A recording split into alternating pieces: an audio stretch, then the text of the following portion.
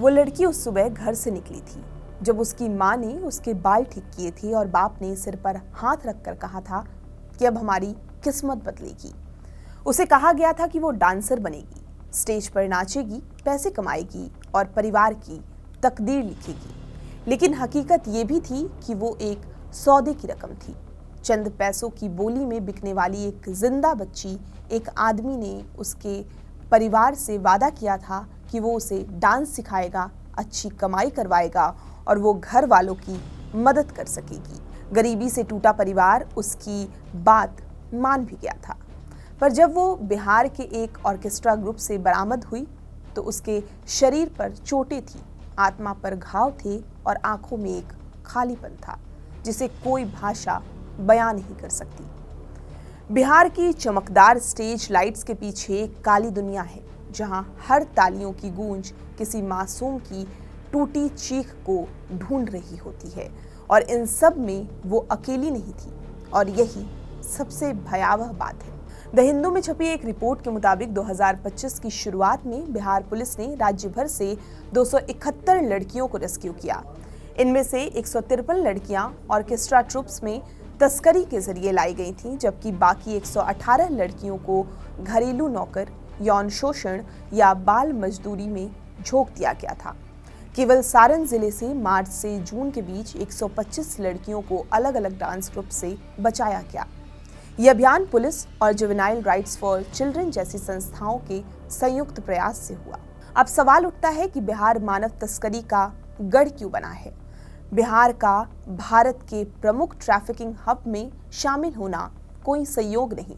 एक ओर भीषण गरीबी और अशिक्षा, दूसरी ओर नेपाल से सटी खुली सीमा और तीसरी ओर झारखंड, बंगाल, उड़ीसा, यूपी और छत्तीसगढ़ जैसे राज्यों से रेल कनेक्टिविटी। इन सब ने मिलकर बिहार को तस्करी के लिए जन्नत बना दिया है। पश्चिम बंगाल जैसे राज्यों में जहां संगीत और डांस सांस्कृतिक पहचान का हिस्सा है, वहां के सपने देखने वाली लड़कियों को फंसाया जाता है स्टारडम, शादी या अच्छी नौकरी का झूठा वादा देकर। एक बार फंसने के बाद इन लड़कियों को बिहार के सारण, गोपालगंज, मुजफ्फरपुर, सीतामढ़ी, पश्चिम चंपारण जैसे जिलों में ऑर्केस्ट्रा ट्रुप को 10,000 रुपए से कम कीमत में बेच दिया जाता है। डांस के नाम पर शराबी पुरुषों के सामने कम कपड़ों में नाचना, विरोध करने पर मारपीट और बलात्कार, ये सब आम बातें हैं। राष्ट्रीय अपराध रिकॉर्ड ब्यूरो यानी एनसीआरबी के मुताबिक साल 2022 में भारत में 2878 बच्चों की तस्करी हुई, जिनमें 1010 लड़कियां थीं। लेकिन ये संख्या सतह की केवल एक परत है। हकीकत में ये आंकड़ा कई गुना बड़ा हो सकता है, क्योंकि कई परिवार शर्म या डर की वजह से शिकायत नहीं करते। कई बार परिवार खुद शामिल होते हैं। मामले थानों में गुमशुदगी या किडनैपिंग के तौर पर दर्ज होते हैं, तस्करी के रूप में नहीं।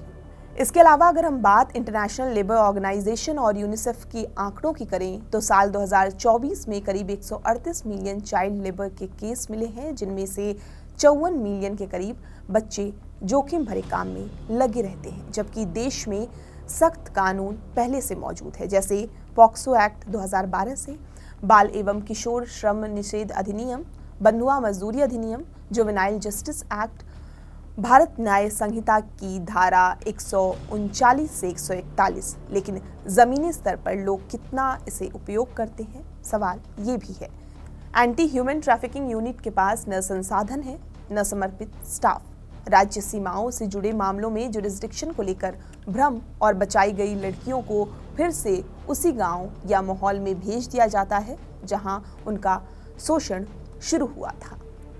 आपको बता दें कि पटना हाई कोर्ट ने हाल ही में राज्य सरकार को निर्देश दिया है कि वो ऑर्केस्ट्रा ट्रुप्स में बच्चों की तस्करी को गंभीर मुद्दा मानकर तत्काल कार्रवाई करे। साथ ही कुछ जरूरी कदम उठाने की भी बात सामने आई थी, जैसे नाबालिगों को ऑर्केस्ट्रा में शामिल करना पूरी तरह से प्रतिबंधित हो, सभी डांस ग्रुप की मैपिंग और रेगुलेशन हो, जहां लड़कियां कैद मिले वो जगहें सील हो, मालिक, आयोजक और मकान मालिकों पर केस दर्ज हो, संपत्ति जब्त हो, लेबर डिपार्टमेंट को निरीक्षण और कार्रवाई की स्पष्ट जिम्मेदारी दी जाए, मुआवजा योजनाएं सुनिश्चित की जाएं, पुनर्वास लंबे समय का और राज्य नियंत्रित हो। Centre for legal action and behaviour change की हालिया report building the case for justice बताती है कि 90% से ज्यादा लड़कियां यौन शोषण और बाल श्रम के सबसे बुरे रूपों में फंसी थीं। खैर, अब सवाल उठता है कि इन सबको रोकने के लिए कुछ ठोस कदम उठाने होंगे और इसके लिए एक मुकम्मल रणनीति की जरूरत है। और इस रणनीति को भुवन रिभु ने द हिंदू के आर्टिकल में पिकेट नाम दिया है। अब ये पिकेट है क्या, एक एक कर जान लेते हैं। पी यानी पॉलिसी, मतलब नीति, बाल श्रम और शोषण पर स्पष्ट और सख्त कानून। आई से इंस्टीट्यूशन यानी संस्थान, सक्षम और जवाबदेह जांच एजेंसियां। तीसरा है सी कन्वर्जेंस यानी समन्वय, विभागों और राज्यों के बीच तालमेल की बात कर रहे हैं। के से है नॉलेज, तो इसमें सामुदायिक निगरानी की बात की गई है। गांव में कोई बच्चा गायब हो जाए तो जानकारी अनिवार्य हो। ई से इकोनॉमिकली यानी आर्थिक दबाव, तस्करी को फायदेमंद नहीं रहने देना है। टी से आता है टेक्नोलॉजी यानी तकनीक का उपयोग, ट्रैकिंग, डेटाबेस, हॉटस्पॉट मैपिंग और भविष्यवाणी। तो न्याय का अर्थ केवल सजा नहीं, सुरक्षा भी है। न्याय का मतलब शोषण होने से पहले उसे रोकना। तो हमारे पास कानून है, संसाधन है, संस्थान भी हैं, अब बस इसको रोकना है और ये हम सब की जिम्मेदारी है। आपको ये पूरी जानकारी कैसी लगी हमें कमेंट करके ज़रूर बताएं और बिहार की तमाम खबरों के लिए आप हमारे साथ बने रहें और देखते रहें TV9 बिहार झारखंड।